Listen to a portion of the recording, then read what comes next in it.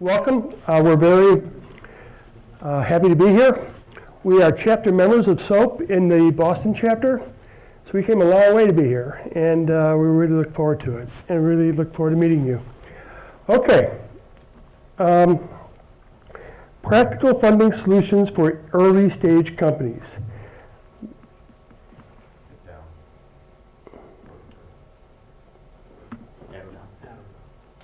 Okay.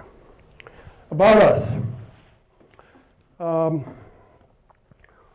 We designed, we have a lot of experience prior to K3, but we designed a specialized advisory and business services partner for particularly healthcare related companies. We primarily work with early stage companies, and we define that as companies that are doing pre-revenue to 10 million in revenue. Probably half of our clients are pre-revenue clients when we met them. We were formalized in March of 2012, so we're almost an 8-year-old company. There's 2 partners, myself and Mark.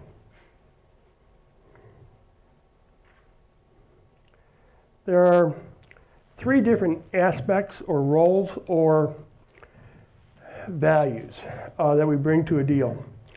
Capital acquisition is typically the first part of how we get involved with companies, but not necessarily. We do have a few companies where we got involved with 2 other roles. Revenue enhancement, this is done primarily through strategic partnerships, and the exit strategy, which almost every healthcare company we work with has a very defined exit strategy. They're just a little fuzzy on the execution part of it, and we help with that as well. The sectors of interest, we've done almost every sector there is to do.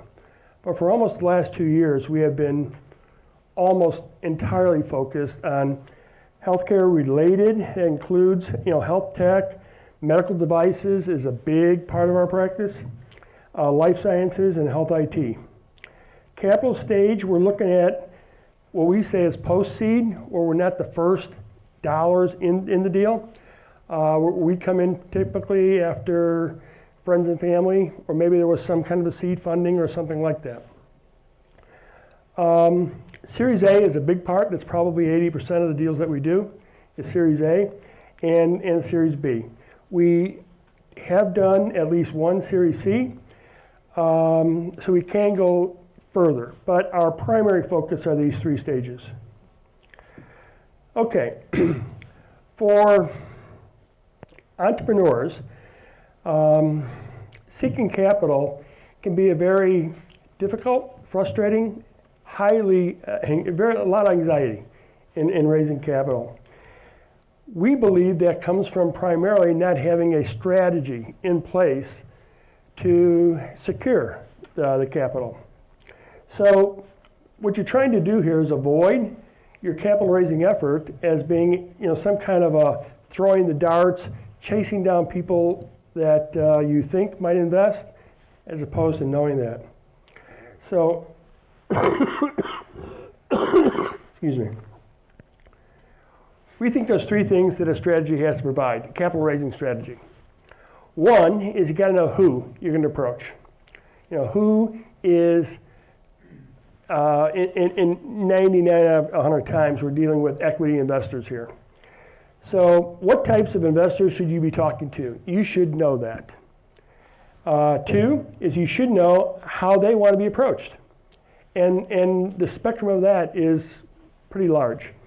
And then you should know what information or how or what to approach them with. And every group that we work with has very defined rules, guidance about what they want to be approached with, at least at this stage. So knowing those 3 things is pretty critical.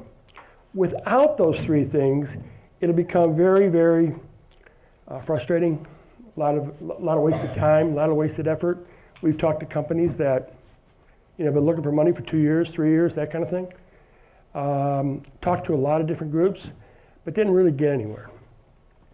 Okay, my partner, Mark Allen. Thank you. Go ahead. I'm the other half of K3. My name is Mark Allen, and I want to talk to you specifically about a couple things that typically, well, I'd say almost always get in the way of actually getting the money in the door. And as we said, one of the most frustrating things is raising capital, let alone even getting in front of an investor. But let's say you actually do get in front of an investor and it goes wrong, or something goes wrong. You've pitched 20 times. Why am I not getting interest? Well, I'm going to say a lot of things here that aren't typically said, but really should be said in our mind. In our opinion, I think that 95% of the deals that don't get funded, or the reason why they're not funded, is simply because entrepreneurs usually are not very well at interfacing with investors. They approach it more like almost a sales pitch or a technology pitch. When what they usually avoid almost all the time, or don't even understand, is what's the motive of the investor? And for all intents and purposes, most investors, they're not looking to be your friend, they're not looking to be a charity, and they're certainly not looking to gamble. And by the way, when I talk about this, I'm not talking about friends and family or a presentation like this. I'm talking about a third-party investor who you've never met on the phone typically, or if you're in front of an angel group presenting. So knowing what the investor is really what they want out of it, it boils down to, well, they want to turn money into more money. And presenting it as such, presenting a deal that's going to be lower risk, high benefit, high reward, high opportunity, is what you need to speak to more so than how my product works. So sales 101 is people don't buy a product, they buy the benefit of the product. And in a scenario of investment, they're buying you. They're buying the management, the product, the team, the opportunity, and they're pulling it all into what we call the deal. So spending 30 minutes talking about just your product is maybe a waste of time on the first phone call. So what I'm talking about here is not going to be your entire pitch, but it's certainly going to be some key points you shouldn't miss, or certainly should be able to speak to when asked. Number one, you are not special. And inventors, scientists hate when I say this. And it's really not meant to be offensive. It's really just meant to be more, put some reality, give you some reality. For any kind of investor, especially funding groups of VCs or angel groups, they get 20, 30, 50 deals per week. They've seen it all. So you talking about changing the world, well, they've heard that a million times. They want to know more about, okay, what is in it for, what's the opportunity about? Let's get to that. Certainly things to hit on is, what is the market applicability of your product? How is it going to be used? What's the landscape? What are the pain points? Why would someone want this? And that question is never, it was actually, I would say, rarely answered. And this is particularly important in the physician field. As Yuli mentioned earlier, physicians are constantly bombarded by new technologies. And if you're presenting something that has great opportunity and such like that, well, I guarantee you the investor's going to say, well, I know a lot of physicians and they work like this. Are they going to buy it? Is the hospital going to buy it? And if you're not able to answer that effectively, well, you've lost a lot of traction. The number one problem that we hear from all fund managers or investors is that entrepreneurs fail to answer the question, what is in it for them, meaning the investor. Talking about what's an appropriate return, what is going to be your exit strategy, things that mean, okay, well, how am I going to get to that more money in my pocket, the ultimate goal of investing, and failing to hit that point, especially on a one-on-one conversation, is, well, it's not going to make you, it's not going to leave them with something to really bite on. And I guarantee you, if you do hit that point, you will stand above 99% of other people, of other pitchers they heard that week, because, wow, okay, he actually understands why I'm trying to do this. So, really thank you for your time here, and it's very appreciative. Answer some questions?